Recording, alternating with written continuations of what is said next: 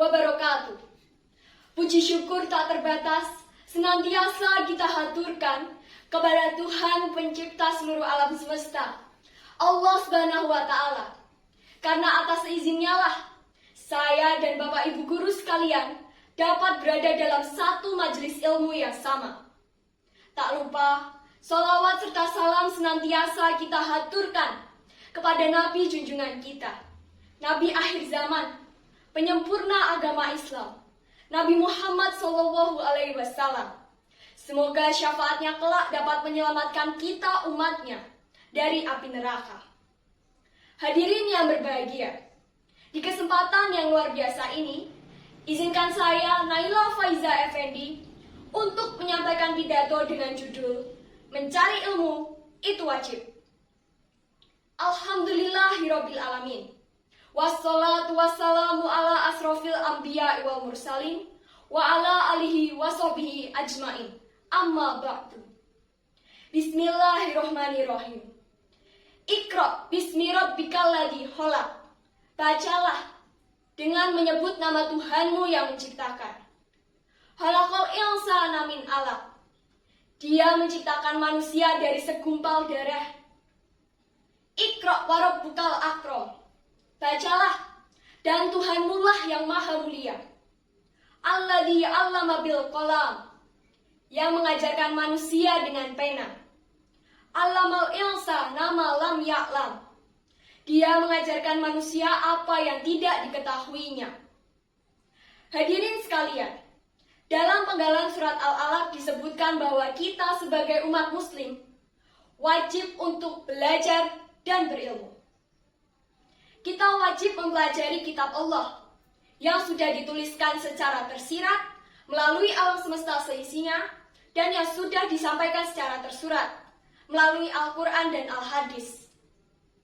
Belajar dalam hal ini artinya adalah menemukan hal-hal baru yang belum pernah kita ketahui sebelumnya dengan panduan ilmu dan kecerdasan yang sudah Allah bekali kepada kita manusia.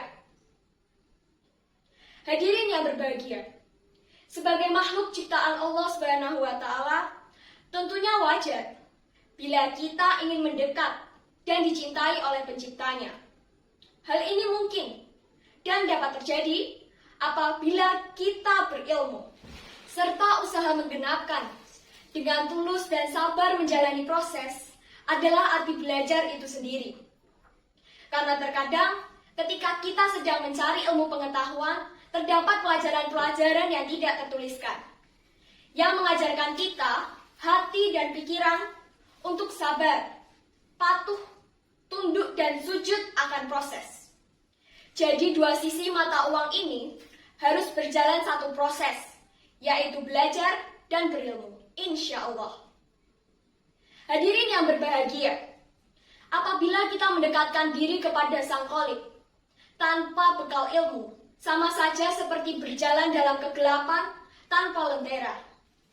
Bahaya antukan batu dan kemungkinan salah jalan berada di depan mata. Ilmu memberikan kita kesadaran penuh akan fungsi kita diciptakan oleh Allah Subhanahu wa Ta'ala. Pemikiran yang disertai dengan kesadaran penuh inilah yang merupakan tingkatan tertinggi kedewasaan, kecerdasan, dan pemahaman. Allah Subhanahu wa Ta'ala membuka secara lebar-lebar ilmu pengetahuan untuk dipelajari umatnya. Allah Subhanahu wa Ta'ala membuka secara lebar-lebar dimensi awal mula untuk dipelajari umatnya. Karena salah satu sifat Allah Subhanahu wa Ta'ala adalah dahulu atau yang maha awal. Banyak sekali ilmu pengetahuan yang bisa kita pelajari. Kita bisa memperhatikan semua itu dengan kacamata ilmu agama.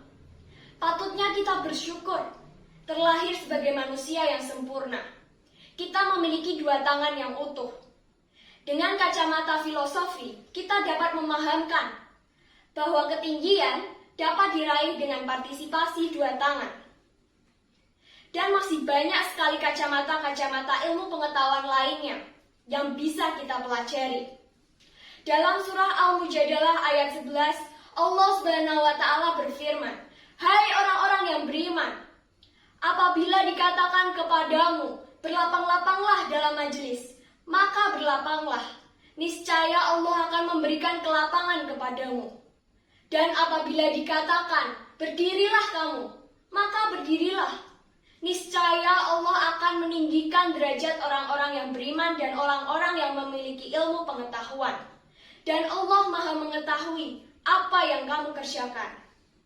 Dalam beberapa tafsir mengenai ayat ini, Allah Subhanahu wa Ta'ala berfirman akan meninggikan derajat orang-orang yang berilmu dalam hal pahala dan keridhaan. Allah Subhanahu wa Ta'ala Maha mengetahui. Tidak ada sesuatu yang samar bagi Allah Subhanahu wa Ta'ala. Dan Allah pasti akan membalas semua kebaikan manusia maupun keburukan manusia. Ayat ini menyanjung kedudukan para ulama, para guru, dan orang-orang yang memiliki ilmu pengetahuan. Di akhir pidato saya, semoga dengan bahasan yang saya bahas pada kesempatan kali ini dapat membuka mata kita untuk menjadi lebih haus terhadap ilmu pengetahuan dan informasi-informasi yang baik. Semoga di setiap langkah kita untuk mencari ilmu pengetahuan, Allah Subhanahu wa Ta'ala meridhoi jalannya dan kelak dibalaskan dengan surga. Akhirul kalam, tak ada gading yang tak retak dan tak ada salah yang tak termaafkan. Saya memohon maaf atas segala kesalahan lisan saya maupun tulisan saya. Karena segala kesempurnaan hanyalah milik Allah Subhanahu wa Ta'ala dan segala kesalahan adalah milik saya. Terima kasih atas perhatiannya. Wabillahi taufiq wal hidayah. Wassalamualaikum warahmatullahi wabarakatuh.